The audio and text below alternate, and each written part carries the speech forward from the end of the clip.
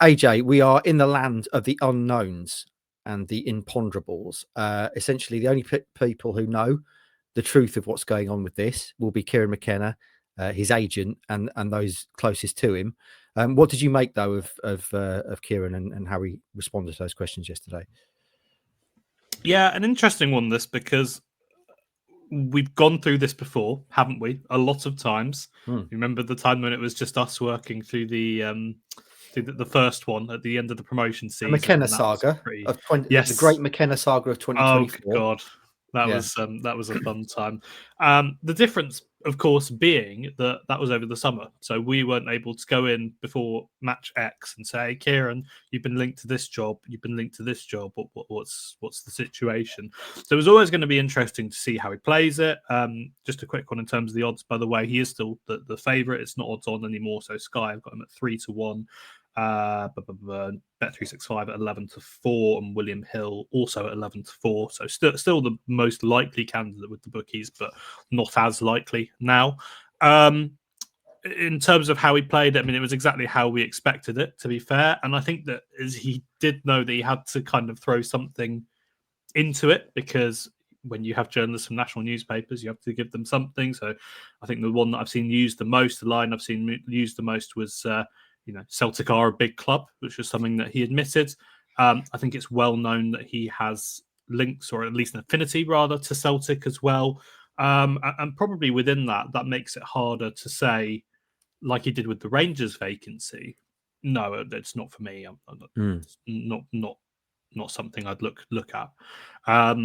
Because regardless of whether he would like that job or what, I'm sure at some point in his career, be that, and he did say as well, it should be said during this, I'm not going to be Ipswich manager forever.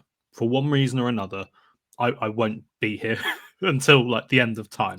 And I'm sure that he doesn't necessarily want to take himself totally out of the frame at a club that he has that affinity to.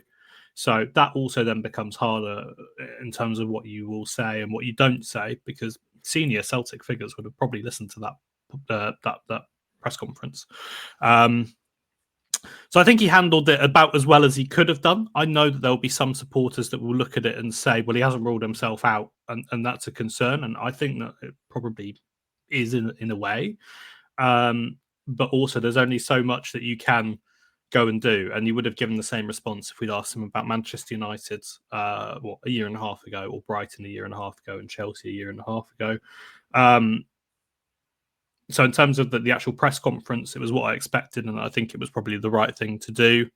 I guess that the links are a different story, because it's a very different world, isn't it? It's being linked to these top Premier League clubs. They've got different appeal going to Celtic in terms of the job that it is, in terms of silverware and the expectations, but also the league and things like that, that kind of make things a little bit more interesting in that sense. Well, I'm going to come back to you in a minute, AJ, and we're going to talk about the kind of for and against arguments for McKenna potentially taking the job.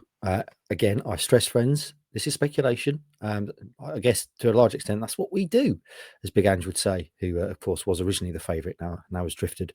Rossi, you're the man with the fans. I had a lot of people messaging me yesterday wanting to know if McKenna was definitely going to be at the presser, and then saying various kind of post-presser things about how he didn't say no.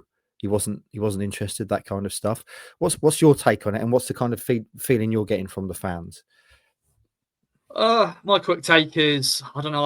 I feel he's still got unfinished business with Ipswich Town. I think he's still got this project here. He signed, a lot of players in the summer, and I feel like he wants to get this, football club back to the Premier League. So I don't think it's going to happen. But there's a lot of fans out there who think they're more worried about this link because of, Celtic, and they are a big club, as Paul Lambert used to say.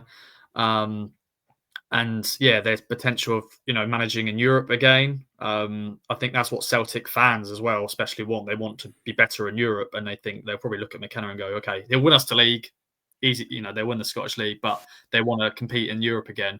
So I think fans are on sort of this 50-50 split in a way. I think there's some that are going, yeah, whatever, Celtic, Scottish football, whatever. But there's some that are thinking, oh, you know what, that could be a bit of a worry, because they are a club that McKenna may look at, and maybe a stepping stone for him to potentially go, if he does well for them in Europe, and now a Premier League club may snap him up. So, yeah, some fans are worried, but some fans are like, nah, he's here to stay and he's got this project. And let's move on to the next game.